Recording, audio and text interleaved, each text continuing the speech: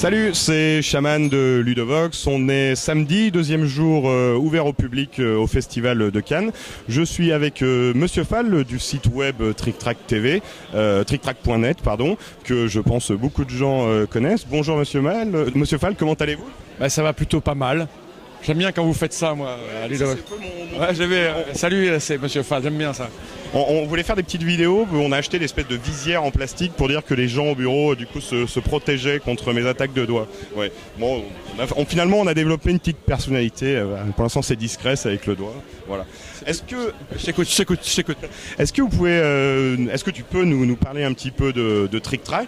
Nous dire, comme on présente, là je t'interview par rapport au fait que tu es jury dans le festival, au Festival de Cannes pour l'As d'Or, mais du coup ça nous intéresse aussi de savoir dans le monde du jeu, même si je pense que beaucoup de gens n'ont pas besoin que tu te présentes, ça nous intéresse que tu me parles un petit peu de TrickTrack. Qui tu veux que je te dise sur TrickTrack, à quoi ça sert ou non Écoute, TrickTrack est né de la volonté, parce que c'est assez vieux, ça a plus de 15-16 ans. Nous étions des joueurs, il n'y avait quasiment plus aucun média papier qui parlait de jeux de société. Et on était joueurs, on se procurait des jeux en allemand, il fallait les traduire. Des fois, il n'y avait pas grand-chose pour savoir ce qui était bon ou pas. Et donc, Internet naissant, on s'est dit, on va développer une plateforme pour communiquer avec d'autres joueurs et pas se tromper dans l'achat de jeux. C'était ça au départ, l'idée de TrickTrack. C'était des joueurs parlent aux joueurs pour pas se gourer. Voilà. Puis, on voit que ça a été quand même une belle réussite parce que c'est une société qui fonctionne bien. On a vu que vous aviez donné des informations sur les stats, sur le fait que ça allait bien. On vous a vu faire plein de changements, la nouvelle version du site, le participatif avec les dossiers qui ont bien fonctionné. Qu'est-ce que vous avez envie de dire par rapport au bilan de là où vous en êtes aujourd'hui, TrickTrack?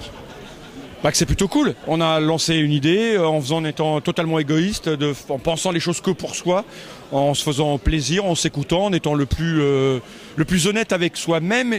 Et c'était pas gagné dès le départ parce que les gens, souvent, faut pas faire comme ci, faut pas faire comme ça. Et nous, on a toujours un côté un peu... On nous appelle parfois un peu punk, mais parce qu'on est très vieux, tu vois. Moi, j'ai 50 ans. Dans les années 70, fin 70, début 80, le punk était là. On était un peu, tu vois.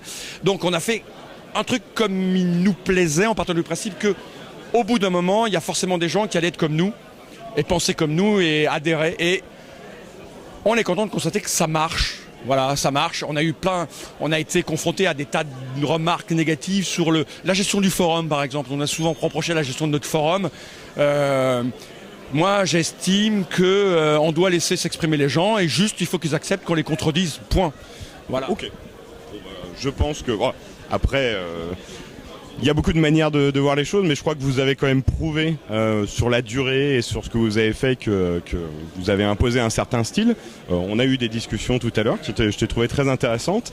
Et puis moi je trouve qu'en tout cas, je tiens à dire quand même que on a tous été TrickTrack. Moi en tout cas aujourd'hui, j'ai créé Ludovox avec un certain nombre de personnes, mais il faut quand même dire qu'à la base, on est TrickTrackien. Donc vous nous avez donné l'envie aussi de créer quelque chose. Donc en tout cas, merci aussi. On espère que... Et alors, j'ai vu aussi qu'au salon, vous avez fait un petit magazine papier. On va peut-être dire rapidement, est-ce que vous voulez en parler et puis nous dire est-ce qu'il y en aura d'autres? Sur le fait qu'il y en aura d'autres, absolument aucune idée. Le truc de base, c'est que les gens d'Origame sont venus nous voir. Ils avaient sur des salons comme Paris Ludique sorti un petit magazine qui s'appelait Ludica, je crois, un truc comme ça. Et c'était sympa, mais ils m'ont expliqué que ça parlait pas trop aux gens. Et ils m'ont proposé pourquoi pas d'essayer la même chose ici en l'appelant TrickTrack. Et en voulant nous associer avec la marque, etc., etc. Et on a réfléchi et moi j'ai dit pourquoi pas essayons. Mais avec un contenu qui n'est pas vraiment un contenu éditorial comme on a l'habitude sur TrickTrack, avec des articles forts, etc. L'idée, c'est d'utiliser... Les gens qui viennent ici ne sont pas des super méga connaisseurs de ce que peut être Internet et le jeu. Ça serait un peu plus large au niveau du public, plus mainstream? Ouais, le grand public, pour moi, ça veut rien dire, mais on va dire mainstream. Et donc l'idée, c'était que comme les gens viennent ici et savent pas vraiment forcément ce que c'est que l'univers ludique, c'est qu'ils aient un petit document qui les aide à parcourir les allées, sur lesquelles il y a marqué TrickTrack, et puis qu'après ils viennent chercher des informations sur TrickTrack. C'est ça l'idée de base. Alors en faire d'autres, pourquoi pas, parce qu'il y a d'autres salons, il y a Paris et Ludique, il y a tout ça, ils vont faire le bilan. de ce que ça leur a coûté, parce que ça a coûté de l'argent, il faut l'imprimer, il a fallu payer les gens qui l'ont maquetté, etc. Donc on va faire un bilan et après on va étudier. Moi je trouve que c'est extrêmement bien fait, ils ont fait un super chouette travail. Je trouve que c'est très utile par rapport aux attentes du salon. À voir si ça a une utilité ailleurs. Je sais qu'il y a des boutiques qui nous disent « Ah putain, sur le comptoir des boutiques, ça serait cool ». En vérité, je l'ai écrit dans un article qui était sur TrickRack, le premier poisson d'avril qu'on a créé en 2002, je crois, ou 2001, c'était un magazine TrickRack. Parce qu'il existait Allociné qui venait de se monter, et j'avais vu Allociné sur les comptoirs des cinémas.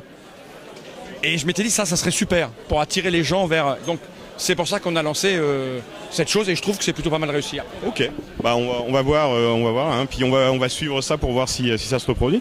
Alors sur un autre registre, par rapport donc à Monsieur Fall, donc membre du jury de l'As d'Or, est-ce que vous pouvez un petit peu nous parler de la sélection? Alors il faut savoir que j'ai déjà interviewé Léonidas, Hélène, etc. On va pas forcément revenir sur tout. Est-ce que vous pouvez juste nous dire ce qui vous a plu dans cette sélection de l'année? Est-ce que vous, il y a des jeux qui vous ont particulièrement plu? Est-ce qu'il y en a qui sont un petit peu, vous êtes déçus de ne pas avoir vu au final, soit dans la nomination, soit dans les prix? Alors moi j'ai aucune déception, jamais, parce que pour être déçu il faut des attentes et je ne vis pas d'espoir ou de trucs, donc je suis jamais déçu. Je trouve que les gens qui sont déçus c'est triste quoi, parce que il y a des trucs plus importants que d'être déçu par un jeu qui est pas dans une sélection. Enfin pour moi ça n'a pas de sens. Donc j'ai aucune déception. Je trouve tous les jeux sélectionnés, ils méritent leur place. Après les gens me connaissent un petit peu, je suis un joueur de gros jeux essentiellement, donc je suis content que Five Stripes soit sélectionné, je suis très content qu'il ait gagné, j'ai adoré Deus, mais il y a un moment pour moi, Deus ou Five Stripes, au niveau du plaisir que je prends, c'est la même chose, c'est des détails, c'est des micro-détails, après il faut que ce soit l'un ou l'autre qui gagne. Et vraiment, je ne peux pas avoir de déception, je suis ravi que tous ces jeux soient dans la sélection, même... Je ne joue pas vraiment au jeu pour enfants, j'ai joué au jeu qui était sélectionné, mais que ce soit l'un ou l'autre, je fais confiance à mes camarades. Catherine Vatim est très bonne sur les jeux d'enfants, elle a sélectionné, je valide. Elle aurait mis une grosse bouse, vraiment que je trouvais insupportable, j'aurais tiqué, mais c'est pas le cas, c'est jamais le cas. Tous les jeux qui sont sélectionnés sont très bons. Donc non, j'ai aucune déception, chacun mérite ce qu'il a gagné. Et évidemment que je suis plus un joueur de Five Stripes qu'un joueur de la chasse au Gigamon. Mais voilà. Justement par rapport à toute cette production de nouveaux jeux, alors moi je suis un petit peu plus jeune, j'ai un petit peu moins d'expérience dans le milieu du jeu. Je rencontre souvent des gens qui me disent c'était mieux avant. Moi personnellement j'ai des jeux qui étaient dans ma ludothèque il y a 10 ans et il y en a certains que j'ai gardés quand même, mais je rencontre beaucoup de jeux que finalement remplacent ces anciens jeux progressivement, parce que je trouve qu'il y a des sensations assez similaires, mais finalement j'ai l'impression qu'il y a eu plus de travail. Est-ce que c'est peut-être lié à la professionnalisation? Est-ce que vous retrouvez là-dedans, ou il y a des vieux jeux qui restent, c'est indétrônable? Jeu indétrônable.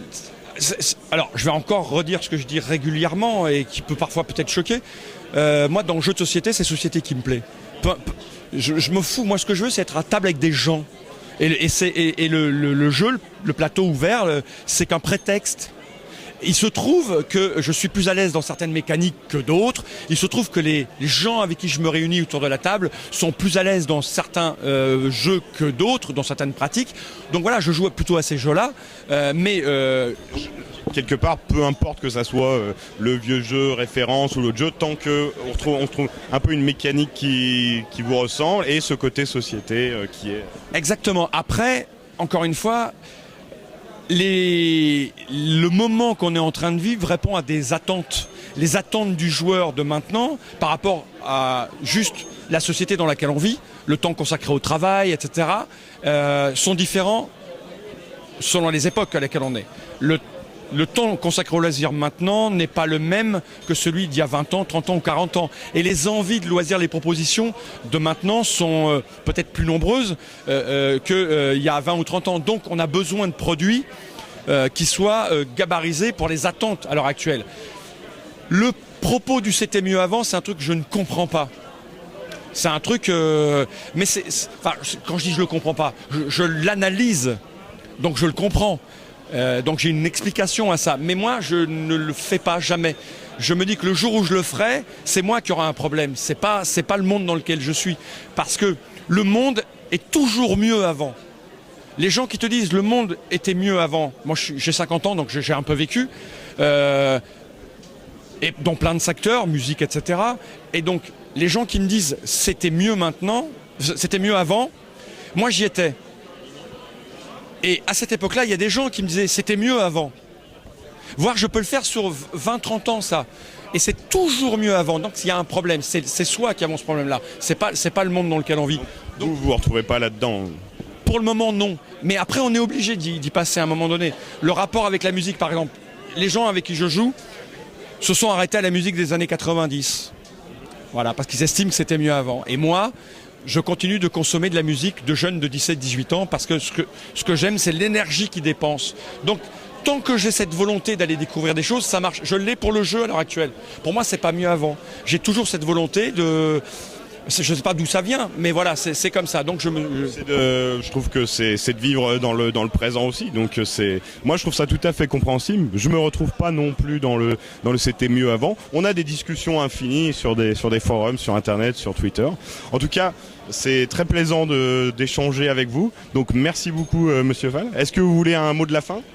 Oh non, j'ai pas de mot de la fin. Non, tout va bien. Merci. Alors.